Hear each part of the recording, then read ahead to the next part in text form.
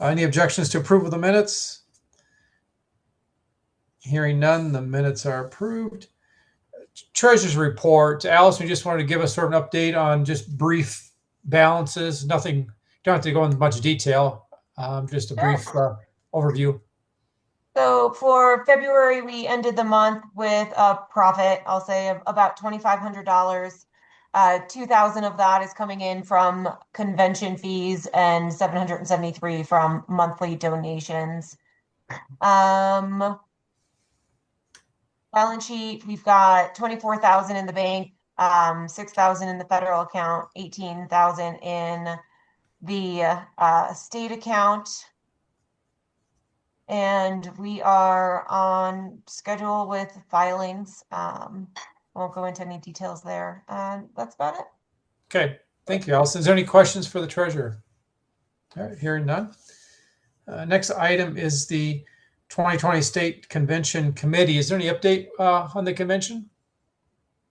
There's none currently. We're selling tickets. I just sent out a letter to people that have given us money lately. It's a fundraising letter and it has a flyer in it about the convention. Sent out over 200 of those, mailed the last batch today. So hopefully people will get it before the deadline comes. Other than that, we're on track. I'm still trying to find insurance. I had somebody give me a quote last Friday, but she needed to check and see if our event, since it's not a rally and it's not a protest, if it would actually fall into corporate rather than political, and that would make a difference. But I didn't hear back from her today, so I'll have to check tomorrow. You need to get that insurance. The quote was $230, and that included our liquor events. Is it regardless of the category? My understanding is yes, that's the corporate event would be $230 for 3 days. It's actually 48 hours. We'll see. And we sold another 2 tickets today, and we have several people that are just registered 00, but that doesn't mean that they might change their mind and say, oh, I want one of the events. Anything else, Betty Rose? No, I think that's it. I had a little bit of insurance. I've been calling insurance companies for the last 2 months, and initially they thought, yeah, no problem, they do it, and then the political thing, something has spooked the insurance underwriters. They think Politico is riots or something. I don't know. So hopefully you'll come through with that $230. Except if that happens, we'll probably, I guess, do we want to do a vote now, or do you want to do an email vote later? I mean, we could just say if it's under $250, under $300, you can go ahead and purchase the insurance. Do we want to make a motion? We've already authorized a certain amount of money for the convention. That should fall under that. Okay, good. Any questions for Betty Rose and the convention committee? Okay, thank you. Hearing none. Unfinished business was actually, we just sort of talked about, was the general liability insurance for the convention. I did get a quote for an annual amount. It was like $1,356, but then they said they would not cover the convention. I was like, well, I don't want to go with the insurance company that's not going to cover a convention. So I still have that quote, but at this point, we don't have anything really coming up soon. I don't think that we need insurance for. So I think we'll wait and see what company that Betty Rose has, and maybe they'll work with us for some, if we want to do an annual policy. So that was all unfinished business. I think we're sort of done with that then if we get our insurance for our convention. Any other unfinished business anybody has? New business. I had a conversation with Mark Nielsen, thanked him, I want to acknowledge his service. I thanked him for his service to the party. He has moved out of state and no longer can serve on our board, but he'll be back. He's not that far away. I think he's in Utah. So we'll see him again, I'm sure. But he sent his wishes for us. And at this point, being so close to the convention, I just assume we let the delegates put somebody in that position on the board, because if we try to nominate someone now, they're going to be in the position for 1 month, and then the convention, they would be up for election again. So So that's just an open position at this time. Any questions on that topic? Next one. Kirsten would like to discuss discussions regarding the email about the vote that was taken denouncing the Liberty Pledge. You have the floor, Kirsten. Oh, sure. So that wasn't so much about the vote. I completely understand you guys voted on that. It was, very clear. The question was about the email that went out afterward and how completely contrary that was to a lot of the actual, it wasn't an accurate summation of the pledge deal or the things that you said, Keith, about the pledge deal to us and everything.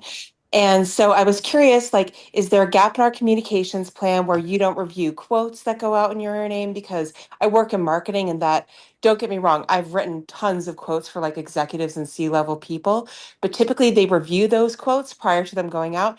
And also if we have to wait just to make sure that we're sending like accurate data to our donors and to the voters, because that's one of the things that's meant to differentiate us from the duopoly.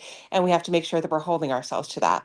Yeah, when I send things out, I usually pass it on to vice chair or see somebody in the organization. Oh, did you write that email? Yes. The press release. Yeah. Oh, Yeah. Is well, there I'm something curious. So that what changed so much about your everything that you said to us previously? And I sent that email out to the whole board so we could review it. And everything Yeah. you've said about the pledge and the things that, and I completely understand there was a lot of, misinformation that was distributed, particularly via social media channels about what the pledge was and how it worked. And then we clarified that all in the email that I sent out to the whole board. And, the whole thing about backdoor dealings, which I never heard anything about that. None of the existing board members, and I pinged a few of the old board members about it, and they didn't know anything about that. So did you learn something new? Like, was there new information or like proof of the backdoor dealings or something? Or, what do you mean by backdoor dealings? well, I Be just more mean specific. everything that you said in the pledge email that went out to the donors and voters was totally different from, or primarily mostly different with a few little similarities to what you said to us after we had the discussion with you about the pledge deal. So what Yeah. changed and what new information did you learn? Yeah, I guess what are you, can you give me some details of what you think changed? Well, yeah, I mean, you said things in there about like how like libertarians aren't Republicans, which duh. That's like why we all updated our voter registration away from them. That's why we don't vote for them when we have a chance to, that's and a few and like how like we're supposed to you're saying that we were like anti-LGBTQ or I don't know. There was just some weird stuff in that email that's totally contrary to the other stuff you've said about it. Yeah. So like the LGBTQ, we had a state officer put something in the newspaper. There's press releases on that last spring, if you remember. Okay. And that's sort of why the convention did not. Well, I don't know if that's true or not, but I know the convention was not held initially where it was going to in May, and that was about the same time. I think it was the Denver Post that had a state leader from our party writing about the LGBT community. So I wanted to set the record straight on that so people know, because whether people get snippets from us or other sources, we need to be clear what we stand for. Yeah, and we also need to be clear about like what is happening, like not going off of like, oh, I saw it online, so it must be true, the old joke. Like Yeah. a lot of the lies that were on social media about the pledge and everything that were kind of reinforced by that email and that we clarified with you and that you understood. And then I'm just confused about where the gap was there. Well, yeah, there's several components to this, but we have photos of our people with Republicans on our social media. We had, I don't know how many people at the 24 convention. I was there. We nominated, I don't know, 20 or 30 candidates. And only half of them end up being on the ballot. I don't know what happened there. I haven't done any follow up on that yet. But that's an issue within our party that I would love to be fixed, but a lot of our candidates don't turn out to be serious candidates. So it's not universally about the pledge. A lot of times it's people run and they're not really able to deliver upon, those promises. So but they never got their name on the ballot. So, so the perception is that we've asked people to step down, and I don't know if that's true or not, but I want to make it clear we're running our own candidates, and it's against our bylaws to promote any other candidates. So that's Right, which we basically never did. We never did Yeah, promote other yeah. candidates. But Yeah. I wanted to make that clear because I have a lot of members asking these questions still yet Never told anyone today. to step down. And He's even I've got some doing calls good from the press in the last several weeks Or jobs. about this because they were on the same page as everybody else was, that we are working with the Republican Party, and But we never did that. Like the party Yeah. never did that. These were like agreements between individual It candidates. was the board of the Libertarian Party that did it, Kirsten. So you can excuse say me, Allison. Yeah, so Yep. There's documentation that our state chair and the Republican state chair sat down and worked out some agreements, and the Democrats never came to the table. So maybe we would have done something with the Democrats. I Well, don't we know. invited them. We reached out to them. We reached out Yeah. to the Green Party. We reached out to all kinds of third party candidates to see if they were at all interested in like aligning with us. And the Dems never responded. Yeah. Yeah. But I don't guess in this email, is there anything that's damaging? Isn't it all correct and true? Well, no, there's a lot of things that are incorrect in the. Let me pull it back up here so I've got it in front of me. Let's see, you've got a lot of, okay, yeah, a whole lot of, let's see.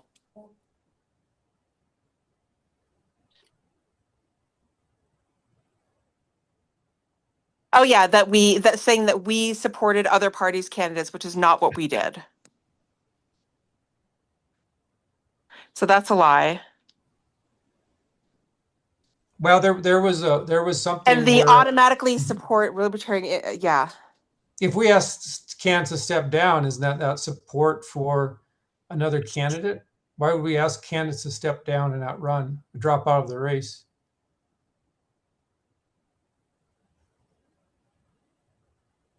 I think they were all individual agreements and not things that the party was doing. Yeah.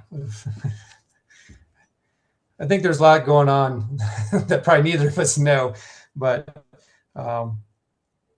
that's the perception the public had from what was put out in the media, whether it was true media or fake media or news. That's what people, and even the reporters had the same impression that I've talked to. I think what it really came down to is that the candidates weren't trying to support the party or push the party so much as goals related to like 2A nights, like constitutional rights, other Okay. things that we would be more effectively able to achieve than our 2% of the vote, which hasn't been great at affecting any change.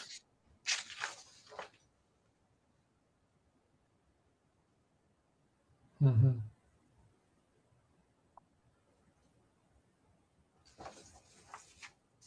Okay, well, I'll open up for any discussion. Any other board members? Or do you have anything else, Kirsten, you want to share? Otherwise, open up to other board members if they want to comment. It just comes back to the primary thing that I believe the Libertarian Party of Colorado should advance liberty rather than the Libertarian Party of Colorado, because what I believe in is liberty more than a political cause.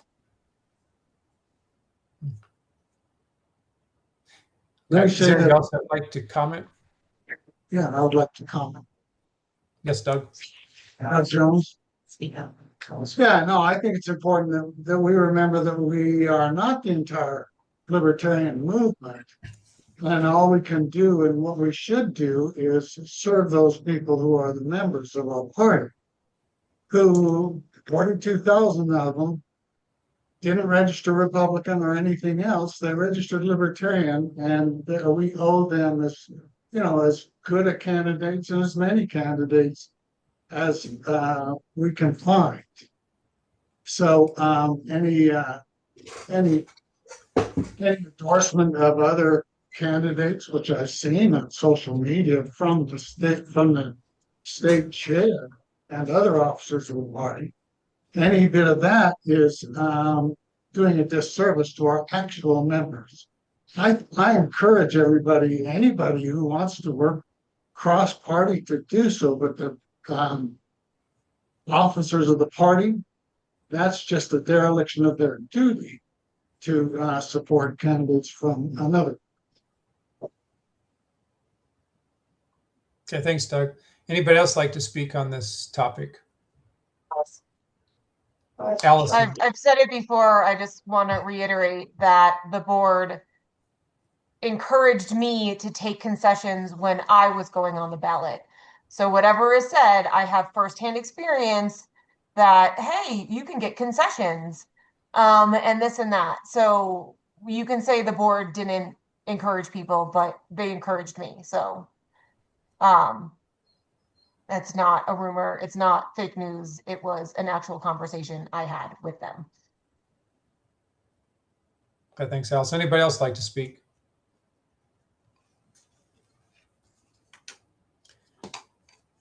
Okay, and yeah, I like just move on from this, Liberty Pledge and we got a new cycle 2026 runner candidates, and this is something that's to me is in the past until we change our bylaws, or maybe we don't need to if we were just trying to promote certain initiatives and work with certain candidates. But we could do, like Doug pointed out, right? We could do that, but it just can't be the leaders of the party or the board. And so that's something that can happen, with individual members, or we can individually, but we can't act as a person on the board and make public comments on that. So, all right, anything else? Otherwise we'll move on.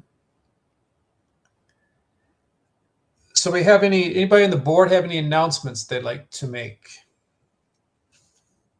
Any upcoming events or anything that we've done that you'd like to comment on? I'd like to mention that the printed newsletter went out to monthly subscribers. Well, it's kind of going out probably Monday, but it's in the mail. And so those who contribute monthly will be getting that. And then we'll work on next steps, which I presume will be emailing to the rest of the people we can and asking them to be monthly subscribers. And if they do receive, they will receive the printed mail version. Doug, you're working on a draft. Have you sent that to the board yet? When you're done with your draft, could you send it if you haven't? No, I haven't, but I can. I will do that. You can email it to the board so they have it. Yeah. I saw it the other day. It looked really professional. I thought it's like, wow. So I think our people are going to be happy or surprised. Maybe, I don't know. We'll find out what kind of feedback we get. Any other board announcements? Very well. I have just a couple of questions. First of all, we got a report back from the committee that was trying to find missing files and things like that, but I don't see it on the agenda. Is there a reason for that, or did you not get that? Okay. Yeah, they sent a draft, and I've read through it, but I haven't had time to talk to anybody about it and what the next steps were going to be. Okay, well, that committee is disbanded as of this meeting, so we need to vote to reinstate it if you want it to continue its work. And I would suggest that we reinstate that committee. I second. Okay, I have a motion to reinstate the was it missing file committee or the data recovery committee? Yeah, I think it's committee. And we have a second. Okay. Yeah, the data recovery committee. Yeah, is there any discussion on this topic? And so the motion is to extend it. Is there a certain deadline on the committee, or are you just going to extend it to time uncertain? It has to go at least to the convention, but that's only one more meeting. And I don't know, is it an ad hoc committee? It's ad hoc. It has to be reinstated. I don't know. Let's see how long that. Well, definitely through the convention, and then the new board will have to reinstate, I believe. Okay, so I'll put through convention. Okay. So you amend your motion to reinstate the data recovery committee through the convention. Okay, For some individual. we got a second on that amendment? Yeah. Yes. Okay. Anybody oppose? Hearing none, the motion passes. Any other announcements by board members? I have another question though. We have a data committee, and I believe Ross is on it, but nothing's been done. So can we revisit that, find out who's on that committee? Not the data recovery committee, it's Or database. database stuff, because Ross says he hasn't been in touch with them. They haven't been in touch with him, I should say, and he's on that committee, and I would like to see that fixed. He needs to sign the NDA. I believe. Yeah, Yeah, he needs to sign the NDA. Okay, so the sticking point is the NDA. Yeah, and that's not coming from us, that's coming from City. Oh, the NDA was cities, it was Yes. not Keith's, right? Correct. Okay. All right. I will tell him that was, and those can be mailed directly to us when we meet, I guess. okay. Okay, yeah. Okay, Ross is actually online, so he could speak if you guys wanted to hear from him. we're gonna have him speak at the end under member comments period. We're just Ms. going Betty Rose, did you want more input on this, or did you get your question answered? You wanna wait till Ross speaks? Answer that, all about that. I don't have any other questions. I just want to make sure that we hear from him. Yeah. She's on the agenda. Mr. Chairman, Yes. maybe we ought to give a little report about our visit to CSU today. Our outreach Sure. event. Yeah, it's an outreach event.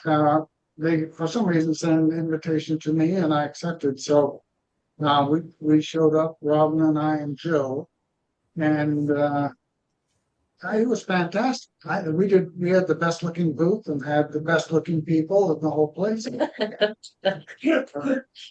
But we talked to a lot of the students, maybe 20, 25 students got their political opinions. In fact, found that the editor of the student newspaper there was more libertarian than anything else, thanks to our world's smallest political quiz. And she did a short interview with me and with Doug Mangeras, who's running for Congress in that area. CB4, I believe. So, yeah, anything else to add? No, went well. It was not very well attended, and yet we probably had 90% of the people who did attend actually take the quiz and stop by the booth. So it was very successful as far as the percentage of people who attended the event. Okay. Excellent. Any other announcements from board members? I have two things. Allison. Update on Shopify from last meeting. I was able to get into the account. I'm just trying to find someone that can manage it all for us. There's someone that helps the other affiliates too. I've just reached out to him 3 different ways and haven't heard back. So if I can't get that to work, then seeing if we can run it ourselves, which means like picking designs and stuff like that. We won't have to buy shirts and print on them and ship them. It's just working with a third party to do that. And then I had emailed the crypto policy I put together. I want to say like a week or so ago. Was everyone able to look at it or not yet? I glanced over it. Allison, looks good. Okay. Okay. So just for everyone else, if you didn't look at it high level, we would do cold storage keys. So we'd need 3 keys. Keith and I would have one. So nothing could get spent without both of us approving it. We'd need a lockbox for the 3rd in case something happens, we don't lose all the funds. I think the cost of the 3 of them in the lockbox altogether was about $500. So I would need to have to actually open up the policy and see what the exact cost was, but would need a motion approved to get funding to buy those.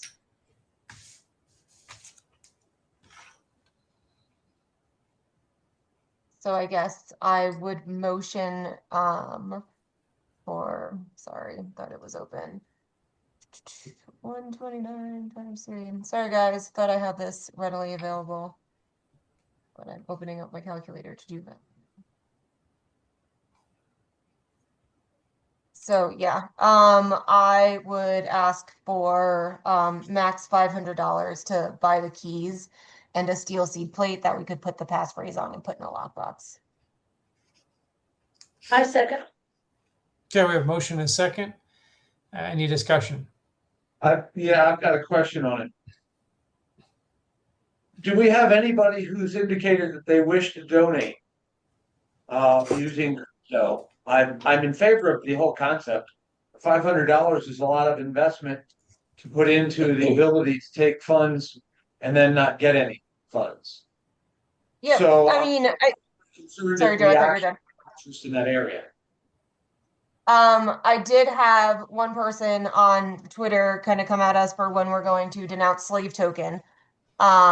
So there are people that were looking for us to denounce fiat currency. And from my personal perspective, agree, disagree, it's fine. I think we need to lead by example when it comes to promoting freedom. And one of the most impactful things we can do as a society is leave fiat currency.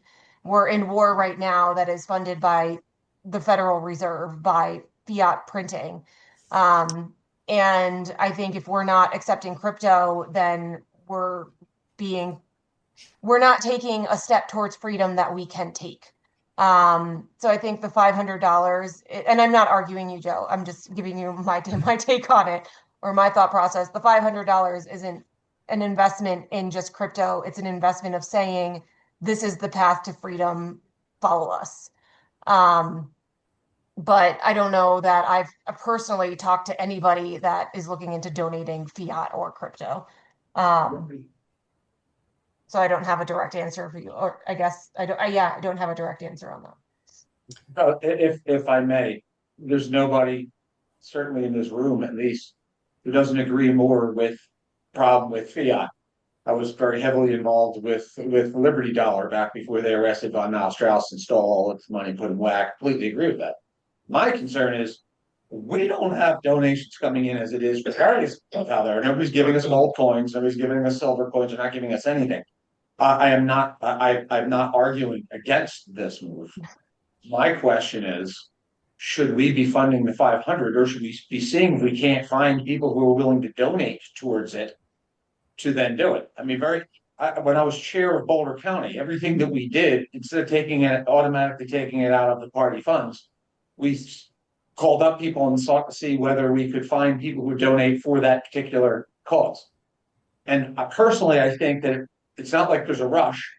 Perhaps we could say, okay, look, we're all going to reach out to people that we know and see if we can't get people to donate towards this project to raise the $500 to do this. These people who are saying, when are we going to leave slave token, and say, awesome, we're ready to do it now. How much are you going to donate to that? At some point, this party needs to grow up and recognize that it takes money to grow a party, and we need to start raising the funds. So that's my position. It's just that I'm not opposed to it. I think that we should be raising the $500 and paying for it. Because if we don't have anybody donating crypto, great, we spent $500 with the ability to take crypto, and then we don't take crypto because nobody gives it to us. So that's my only concern, and purely from a fiscal standpoint. Yep, no, and I understand your point and perspective on it. I think mine is a little flipped on that. What I would like is, if we had, and I brought it up to Betty Rose, that we have a table at convention where we are helping people on board into crypto. I think a lot of the reasons people hesitate to do it is because it's very confusing, it's very overwhelming, And when you can kind of take a step back and simplify it for them and help them hands-on, go here, download that. There's a bajillion wallets out there. It's very overwhelming for someone that's not in the DeFi space.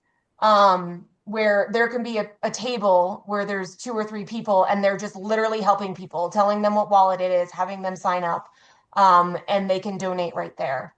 I understand the fiscally conservative part. I think 500 isn't, and it's not a year even. I mean, this is the full investment is $500. Can I make a It's a suggestion? one time.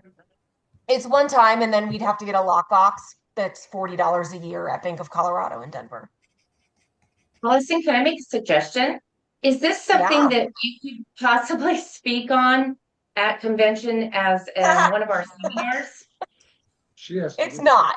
I wouldn't. I mean, I could probably use AI to generate something, but I wouldn't Okay. know. There are people I have spoken with. There's a company, Bitcoin Mentor, and I had asked them to come. I didn't think they wanted to, but they had mentioned something if I still wanted them to the other day. And then I think there's other people that we can get that are way more intelligent on this or knowledgeable than I am to. Yeah, to and that's speak to more what people. I meant, but I think it would be a great seminar for people. What do you think? Yeah, Betty I'm Rose? not sure how much. Okay, let's think about that. Okay. Any other discussion?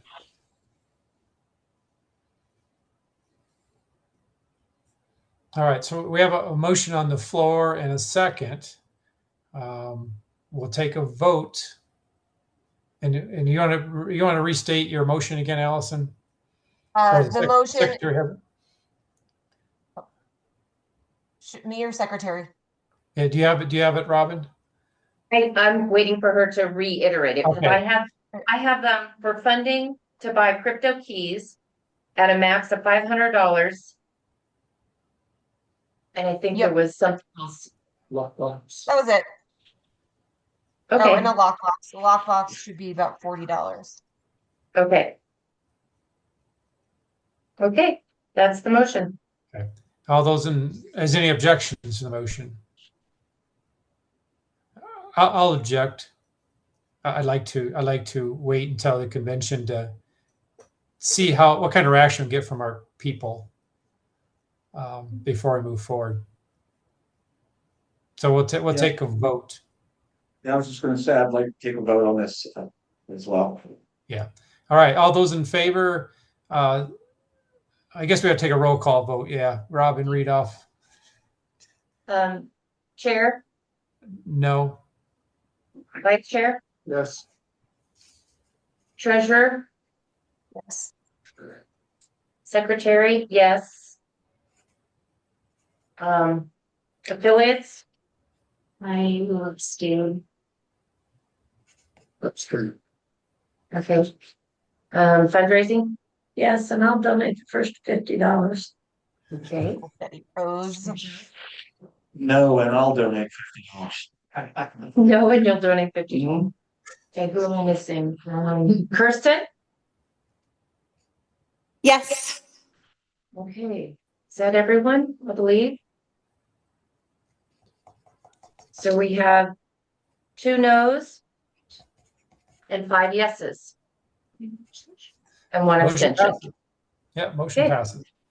And just one thing on that, I mean, I can buy them and keep them in the box and return them if we don't want them on convention. I think I'd said I thought I had said it somewhere, I'm not certain. I don't want to launch anything until convention, because if everyone hates me and votes me out, I don't want to set me up with the key and then have to wipe it and do all the work to give it to someone else. So I figured convention would be a good time to launch this. That's kind of where I was at on timing. Okay, sounds great, Allison. Thanks. All right. So, any other board or member? Where are we at? We're at board Board announcements.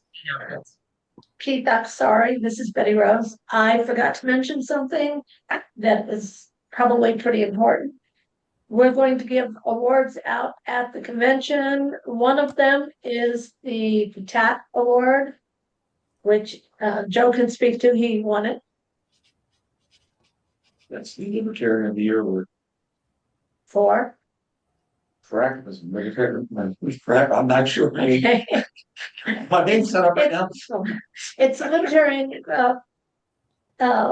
activist award. It's for the one person that did one great thing to move the party forward this year. And Joe is nominated, You're gonna say who it is? of course. Isn't a surprise at the convention?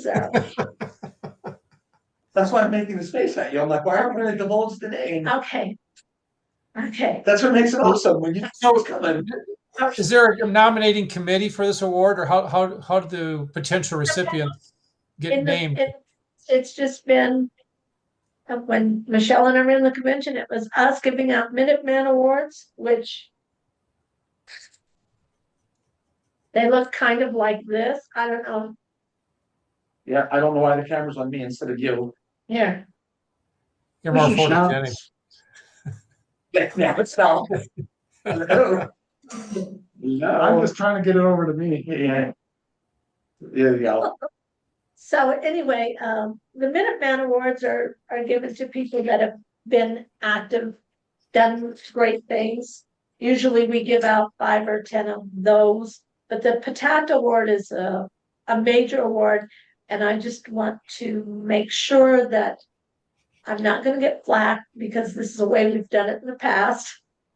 There are several awards that the party used to give out. Friend of Liberty Award, Friend of Freedom Award, which the Institute has won before. And we were thinking of we came up with a name today when we were here upstairs. We'll talk about that later. And Tancredo has won it before. Anyway, I just wanted to let the committee know that we're going to have these awards at the convention. Okay, you got to come to the convention to find out who wins. That's right. But I'm Okay. taking nominations, guys, for Minuteman Awards. Because I only have about 3 or 4, and it would be nice to give out at least 7 or 8. I don't have the medals this year, so it may be just certificates this year instead of medals. I'm looking. Okay, all right. This is the longest. Any other announcements from the board? Okay, we're going to move to member comment period. Ross had indicated he had something he'd like to discuss with the board. So Ross, you have the floor. Thank you. And I apologize for not being there in person. But let me pull up my notes here. First things first, I wanted to give you an affiliate update. I was trying to get my video working too, but for some reason it's not coming up. I wanted to give you a quick affiliate update for Jefferson County. We have been pretty busy the last month or two, really since the beginning of the year, but the last month or two in particular. I have been going from research to development to I've been setting up a bunch of our own infrastructure. So we have our own website, our own email system, our own everything now. And the reasons for which will become clearer once I get to talk about the rest of what I want to talk about. But the primary reason I want to mention that ahead of time is because I'm working on a project that I think I recently learned that there are some parallel things that have happened already, but they're not well known, and they're in other states anyway. But I'm developing a platform, for lack of a better word, a system that leverages integrated data from the state and municipal sources, and it's hard to describe all in once. So I'm going to have a prototype here in the coming weeks that everyone can look at. And I was hoping to do this with the state board, but again, for reasons that will become clear with what I'm about to say, I'm going to have to do this with Jeffco on my own, and just figure out how to do this single-handedly.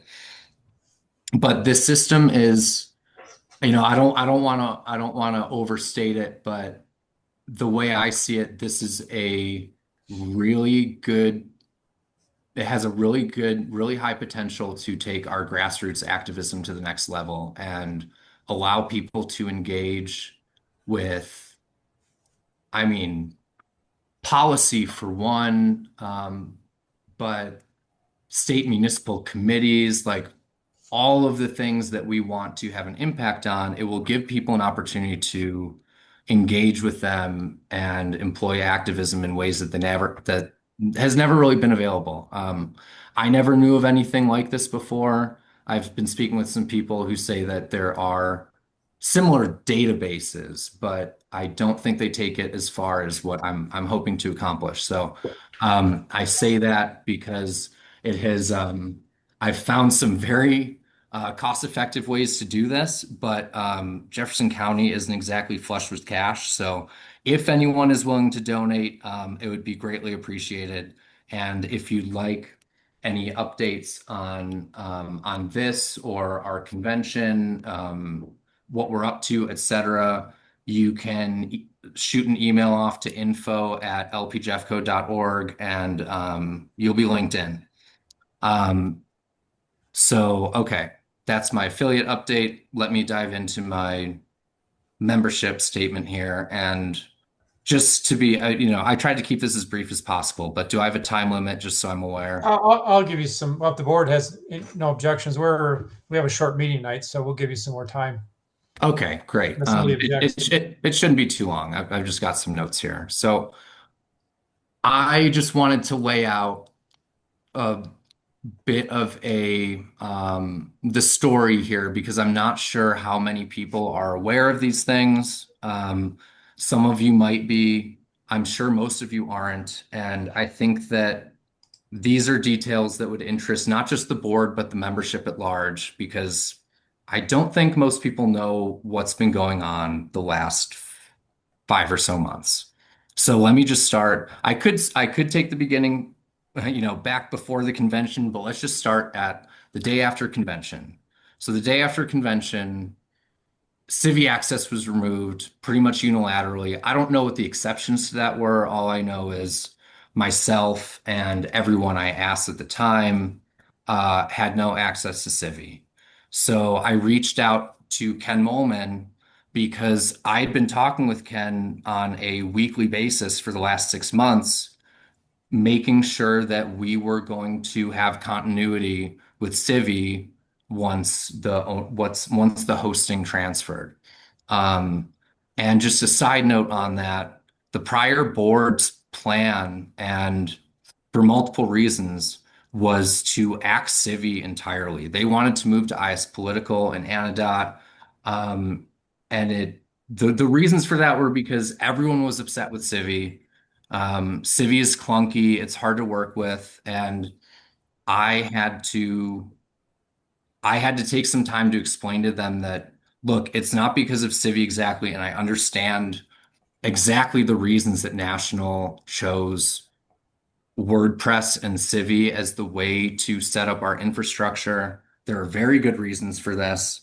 And ultimately, Civi is very customizable, but it was meant to be centrally managed or am I saying that right? Centrally managed and no. It was meant for National to handle all of the updates, all of the technical background, but the affiliates could manage their data, right? So that's how it was set up. But National stopped doing their part, in 2024, I want to say. It was a year prior. So we had a whole year of no one really handling the updates and, how Civi appeared to us, how it worked. So long story short, people really didn't like their interactions with it. It was hard to use. Permissions weren't set up well. Their dashboards were broken. There were all kinds of problems with it. So I understand why people wanted to get rid of it, but I just want to make the point that if I hadn't explained to them how this all works and that it's not actually because of Civi, it's because of the implementation, it would have been gone before you guys took, the board leadership changed. And that was because I was working very closely with Ken Molman. And I say that because all of a sudden, after convention, he wouldn't respond to me. And that was very strange. I couldn't figure out why that was. So I had several attempts to connect with him. He never responded. And I'm just running through. And so that takes us to about a week later is when Kirsten, Mark, Michael, and I had a conference call with the chair. And the topic was the Liberty Pledge, to clear up, whatever misconceptions were, or just talk about it in general. Like, how is this supposed to work? What is it that people don't understand, or do we have an accurate perception of this? So we had a conference call and we had a follow-up email where the chair wanted to ask specific questions to clear up some of these points. And we did that to the best of our ability.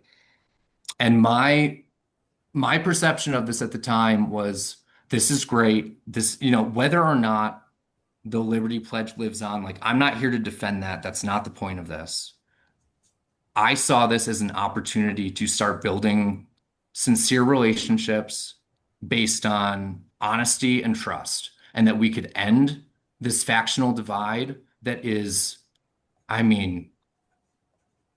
don't think destroying the party is hyperbole, but at the very least, really holding us back and making it hard to advance anything that anyone wants to do. So I saw this as a good faith effort to start heading in that direction. That I believe that email has been shared with everyone, just so everyone knows what that conversation was about. Because I don't want any doubts that we were trying to mislead or, be deceptive. That was, Ralph, can you sort of get to your final points here? We had other so people that I have a few. I'm trying Okay. to get through the timeline here. So that was a week after convention. I have two more points to make.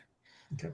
Then there was the inaugural board meeting where right off the bat, there was a vote to discharge me from database manager, which failed. I think it was 2-7.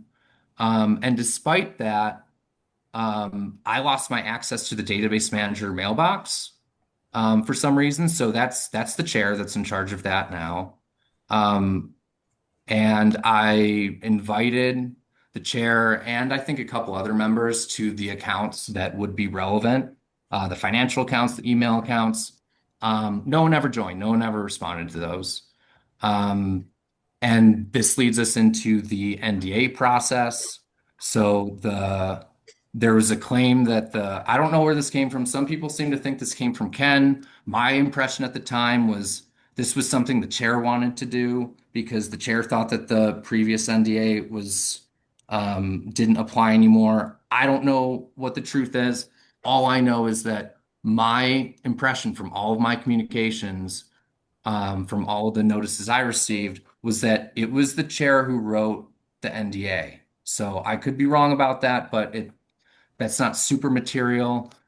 But that's the reason that after months of having over a month at this point of having no access to data, I get this NDA and I read through it and I was very uncomfortable with it. I'm not the only one who felt that way, but I thought it was very broad and very vague and it left me open.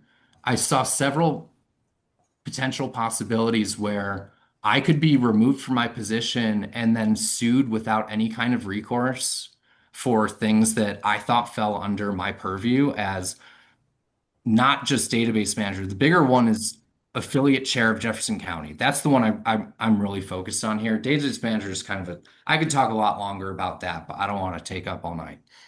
As chair of an affiliate, I don't have access to I don't even know who's a member of my affiliate. And so I made several attempts to try and clarify what was going on with this NDA and if I would be allowed to to even fulfill my duties as chair. So I sent an email to the chair and the vice chair because the original NDA was sent to us with the return address of Doug Jones. So I was under the impression that that Doug Jones was the one who these were going to. So I sent this to the chair and the vice chair. I said, hey, here are the specific things I need to be able to do. Does this NDA allow me to do that? I got no response. So after a while, I finally started calling and finally got a return call from the chair where I had a very explicit conversation trying to get answers to these things. And what I was told was that, no, you're not going to be given access. I'm not comfortable with that and I don't trust you. And I don't trust you because I don't trust the prior board, even though you were never on it. And there's nothing that you've done that would lead me to believe that you're not trustworthy. I happened to reach out to El Paso affiliate, and they said that they heard the same thing. Now, I don't know the truth of that, but that's what they told me. So I find that interesting. And I just want to make a point here that I was never on the prior board. My point is not to defend the prior board, but the prior board had, arguably the perceived rival of the prior board were in Douglas County and had control of Douglas County, and their access was never removed. No one told them that they had to go through the chair of the state board for messaging, that they weren't allowed to send emails on their own behalf. None of that ever happened. It's only happening now. And admittedly, from the chair, against someone who has given him no reason to, foster distrust. Like, I've only tried to help and I've been shot down. Every attempt I've made to help the board has been obstructed from day one. So what else? I'm reaching the end here. So I wanted to say this out loud because I don't know how many people are aware of this, but as of like a few weeks ago or maybe a month ago, I continue to get requests for like, hey, you know more about Anodot and Stripe. What's the pricing breakdown? So the chair has no problem reaching out to me and asking me for guidance on his decisions, but I have not received a single response. Not a single email I've ever sent has been responded to. And I only got clarity on this like 3 weeks ago when I finally got a return phone call and had to, I had to extract these answers. It was not easy to get answers on these questions. I assume because it's not wise to say these things out loud. But yeah, an elected chair is the whole board is completely cut off from access from their own membership. And we're expected to operate and have our messaging controlled, which by the way, you guys have every single email I've ever sent. Like if you want to know how I message, you can just go look for yourself. This isn't a secret. So Hey, Ross, that's pretty much what I wanted to say, but I wanted to end with this. The ultimate to me, and some of us have been saying this from the beginning, but the ultimate question is this: is the purpose of LP Colorado to further LP Colorado, or is it to further liberty?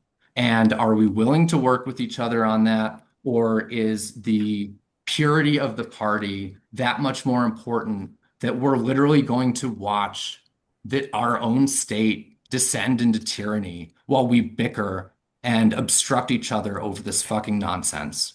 And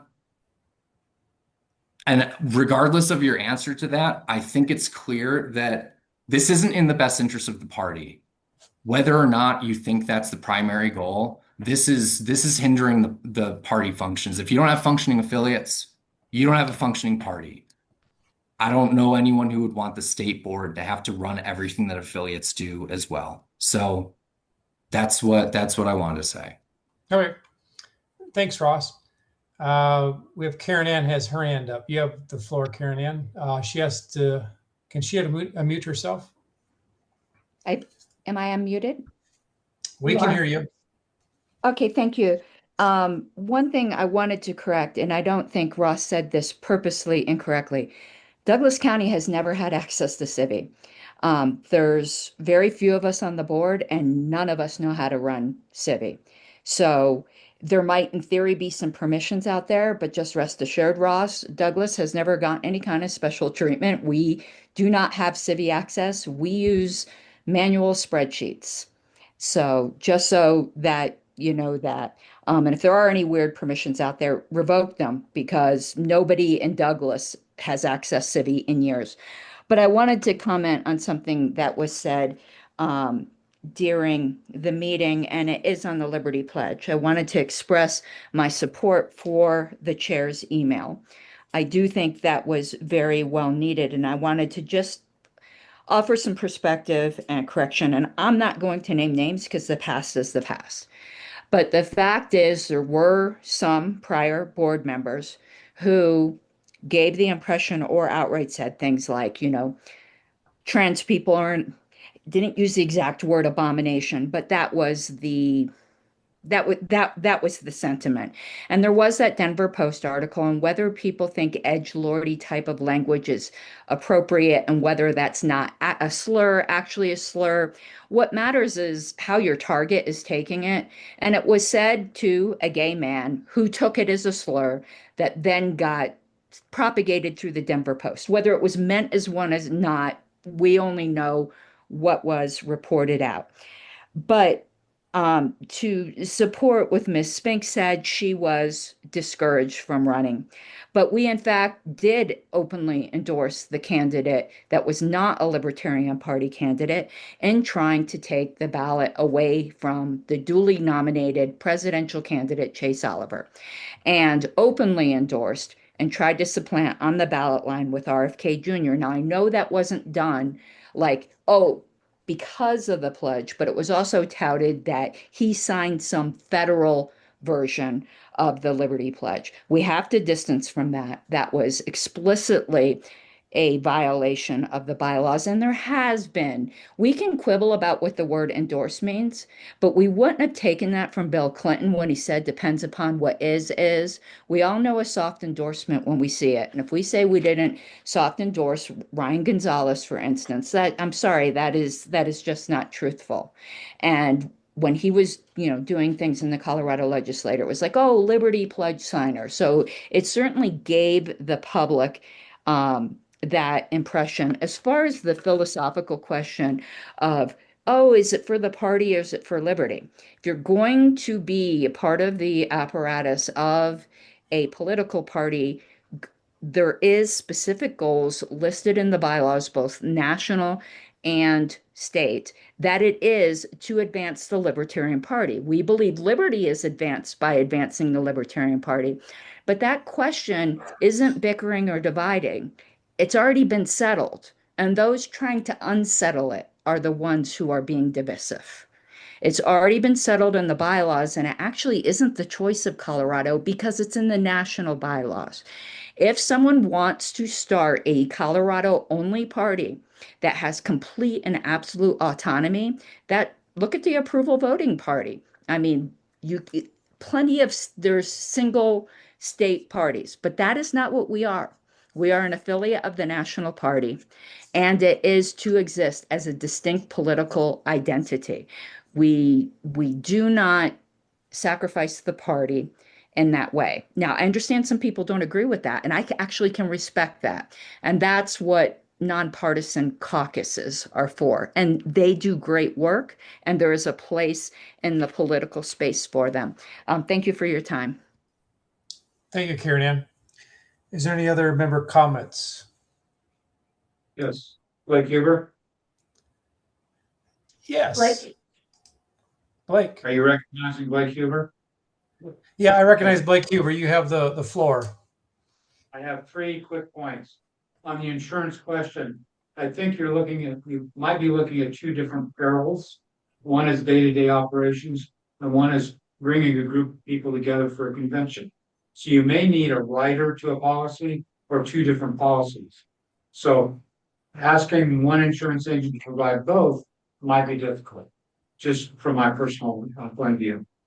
Also, at the beginning of the meeting, usually the chair recognizes non-board members who are present, just to let them know that they're important and you recognize them as part of the roll call for board members. Also, at the very last thing I have here is, I think it's very important we start our meetings at the top of the agenda to read the statement of principles before every business meeting. Thank you. Thank you, Blake. Can I take 20 seconds just to clarify? Is there any other members that want to speak? Okay. Can I Go take ahead, Ross. I'll give you 20 seconds. Okay, thank you. Yeah, just very quickly, if it didn't come off this way, I was not trying to imply that Douglas County is getting special treatment now. All I was trying to say is that their access wasn't cut off under the prior board. That's what I have a problem with. And if there's someone else who's in charge of NDAs, that's news to me because that was never communicated. And I sent everything I sent to the chair and the vice chair. I don't know if it's my responsibility to make sure that information gets to the right people or if it's the board's responsibility, but the return address was Doug Jones. So that's who I sent this to. So just wanted to clarify that. So have you mailed an NDA? No, I asked you if the things that I needed would be covered under it. And your response to me was, I'm not giving you access either way. Well, yeah, because it's another conversation of the day, but yeah. No, there's that's lots of- the conversation of the day. You told me that you wouldn't give me access regardless of whether I signed an NDA. Yeah. That was our conversation. And I think that's relevant. I needed some time, and that's what I asked for. You had a month between the time that I sent you that and we actually spoke. All right. Anybody else want to have a comment? Mr. Chair, I do think I should be able to clarify. And again, this isn't being confrontational to Ross. Yeah, okay. But Douglas never had Civi access. So not that we were denied it, we never wanted it. So just so that Ross knows the arrangement with the former board, and in fact, we did get cut off of this. We never sent out our own emails. We would write an email and send it to David Aiken, and he sent out all of Douglas's emails. Once David unfortunately got sick and had to resign from his position, every single request from Douglas County was ignored by the past board. So we did in fact get cut off, but that's water under the bridge. Absolutely water under the bridge. But I just wanted to make that clear. Okay. All right. Well, thanks everybody for their comments. I mean, this has been some not really growing pains, it's been pains in the last year with what's been going on in our party, and we're hoping to move forward to the month of April in our convention and move the party forward, and we can mend our fences that we broke in the past, but it might take some time to do that, but we're heading in the right direction. And so it's time is 8:36, and I motion to adjourn the meeting. So moved. Second. All right. Anybody opposed? Meeting is adjourned at 8:36.